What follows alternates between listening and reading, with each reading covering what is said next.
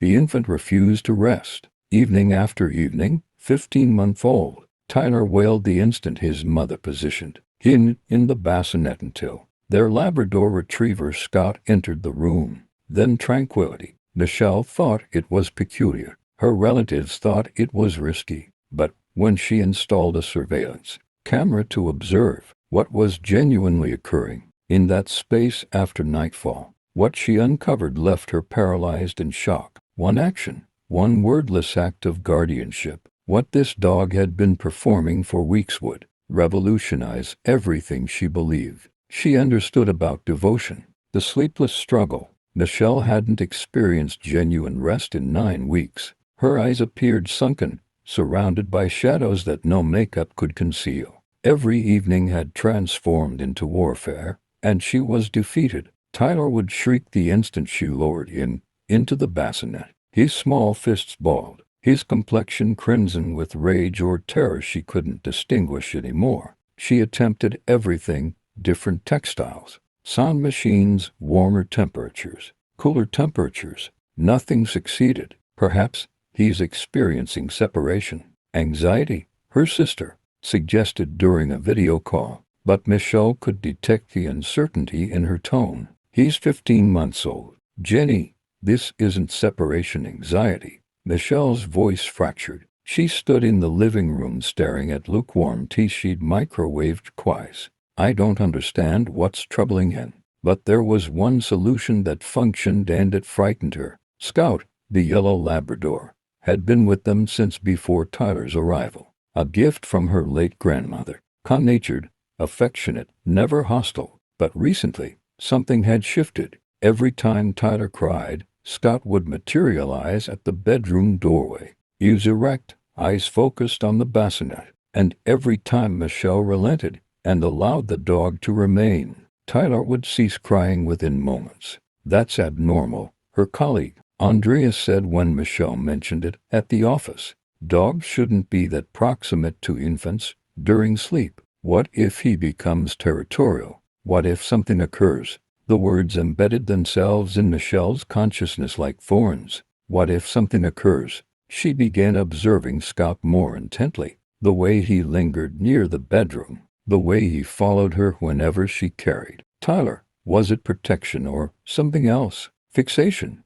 Possessiveness? The decision. You need to exclude him from there, her husband James said one evening. He'd returned from an extended work trip exhausted and tense. Just secure the door. Tyler needs to develop sleep independence. I've attempted that. Michelle's hands quivered as she folded laundry. He screams for hours. Then allow him to scream. She turned toward him. Don't you think I've tried that? Don't you think her voice broke. I'm doing everything I can. James softened, reaching for her, but she withdrew. The strain between them had been accumulating for weeks, fractures spreading through their relationship like a damaged foundation. That evening, she made a choice. She would exclude Scott from the bedroom and observe what transpired. Genuinely observe. No capitulating. Tyler needed to develop autonomy, and she needed to stop depending on a dog to manage her child. But first, she wanted to understand what was actually happening in that room. Michelle purchased a baby monitor with recording capabilities. She installed it the following morning while Tyler napped, positioning it to capture both the bassinet and the entrance. That evening, she proceeded through the bedtime sequence with determination. Bath, sleepwear, lullaby, then into the bassinet. Tyler's expression crumpled immediately, and there was Scout at the doorway whimpering. No, Michelle gestured down the corridor. Go. Bed? Scout's ears lowered, but he remained motionless. Tyler's cries escalated into screams. I said go. She'd never raised her voice at him before. The dog recoiled, rotated, and retreated. Michelle closed the bedroom door. Her hands were trembling. Tyler's screams penetrated through the wood, but she compelled herself to walk to the kitchen, to sit down to wait it out. James was still traveling. She was alone with her crying baby and her mounting remorse. The crisis. 45 minutes passed. An hour. Tyler's cries turned hoarse. Michelle pressed her palms against her temples. tears streaming down her face. This was correct. Infants needed to learn. This was normal. This was. She heard it then scratching at the bedroom door. Michelle stood up. The scratching continued. Urgent, frantic, then whining, then a sound she'd never heard from Scott before.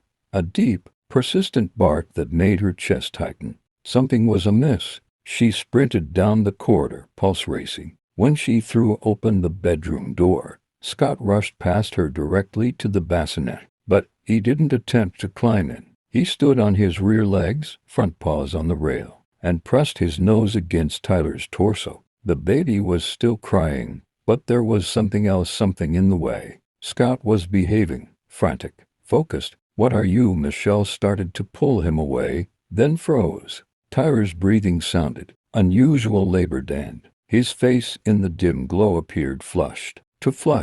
She lifted him up. His body was scorching. Her stomach plummeted. "Oh no, please no." She pressed her lips to his forehead. Fever, intense fever. How long had he been like this? How long had she abandoned him here, believing he simply needed to cry it out? Her phone. Where was her phone? She ran to the kitchen, Tyler crying against her chest, Scott at her heels. The thermometer. She needed the thermometer. Her hand trembled so severely she could barely hold it steady under Tyler's arm. 104.1 degrees Fahrenheit. The number illuminated red in the darkness. Dangerously high. Way too high for an infant. Anything exceeding 100.4 degrees Fahrenheit required immediate medical attention. Her pediatrician's emergency protocols echoed in her consciousness. She seized her phone and dialed emergency services. "My baby, he has a fever. 104.1. He's burning. I don't know how long." The words cascaded out in terror. The operator's voice remained composed, guiding her through questions. Age, additional symptoms. When did she first notice? Michelle answered through tears, cradling Tyler, who had become quiet and limp in her arms. That frightened her more than the crying. Scott pressed against her legs, whining continuously. The hospital. The ambulance arrived within 7 minutes. Paramedics filled her home with equipment and inquiries. They assessed Tyler's vitals, initiated cooling protocols, prepared for transport. "Has he been ill?" one paramedic asked. "Any indications earlier today?" "No, I don't think so. He seemed normal, somewhat irritable, but he's always irritable lately."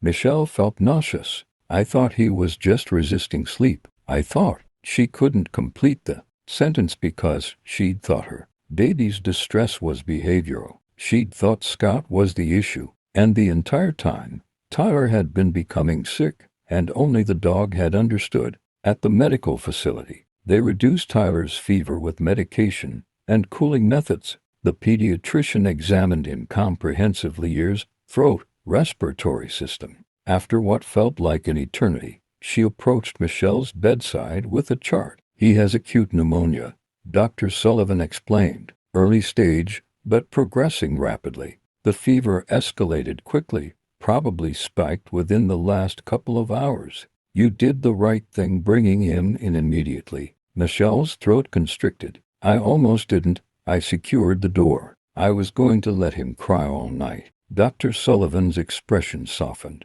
"But you didn't. You responded when something felt wrong." "I didn't respond." The words tasted acrid. "My dog made me respond. He understood something was wrong before I did." The doctor paused. "Animals can detect illness, sometimes changes in body temperature, chemical indicators we can't perceive. It's extraordinary, actually. Your dog may have recognized the pneumonia before any evident symptoms materialized." The revelation. Michelle reflected on the past weeks. Scott's hovering, his insistence on being near Tyler, the way Tyler only settled when the dog was close. She'd misinterpreted everything. Scott hadn't been the problem. He'd been the solution. The early detection system she was too stressed and exhausted to recognize. Later, when Jeans arrived and Tyler was resting peacefully with medication in his system, Michelle accessed the baby monitor recordings on her tablet. She scrolled backward through the footage from previous nights, and what she witnessed made tears cascade down her face.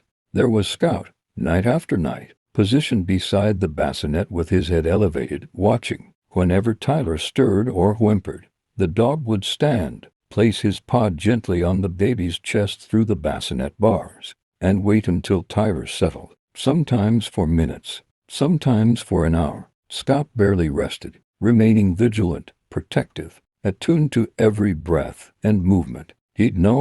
Somehow he'd known Tyler needed him.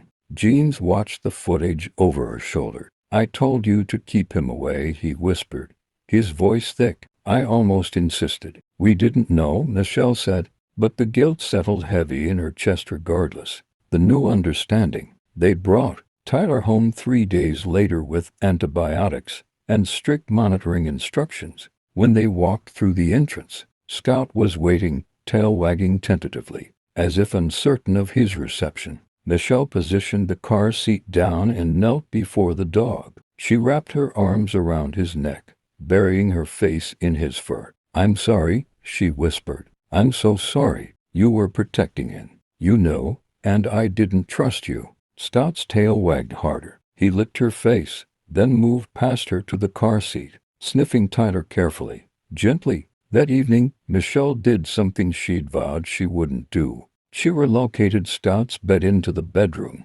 directly beside Tyler's bassinet. When she positioned Tyler down, the baby observed the dog settle onto his cushion, and for the first time in months, he didn't cry. He extended one small hand through the bassinet bars, fingers reaching. Scout lifted his head and licked the tiny fingers. Then Tyler closed his eyes and slept. Michelle stood in the doorway, observing them, the baby and the dog breathing in synchronization, secure together. She reflected on all the warnings, all the fears, all the times she'd questioned. She reflected on how close she'd come to dismissing the one thing that was keeping her son protected. "Thank you," she whispered into the darkness. "Thank you for not abandoning us."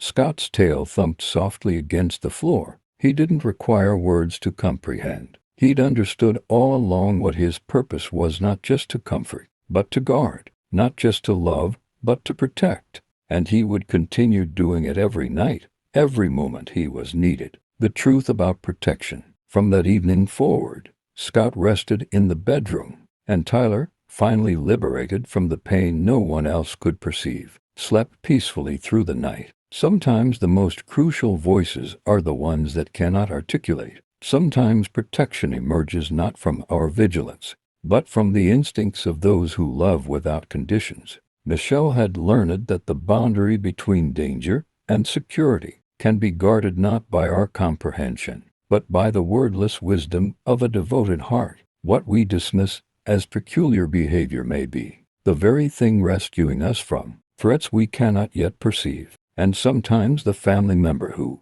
requests nothing is the one contributing everything. True guardianship doesn't announce itself with fanfare. It manifests in the quiet hours, in the watchful eyes that never close, in the loyalty that refuses to retreat even when dismissed. Scout had been Tyler's guardian not because anyone asked him to be, but because love compelled him to be nothing else. If this story moved you and opened your eyes to the incredible bond between animals and humans, share it with others. Comment about a time an animal sensed something you didn't, because sometimes the greatest love is the kind that keeps watch while we sleep, asking nothing in return but the opportunity to protect those who matter most. If this story touched your heart, please support the channel by liking, subscribing, and sharing it with someone who needs a little hope today. See you in the next story.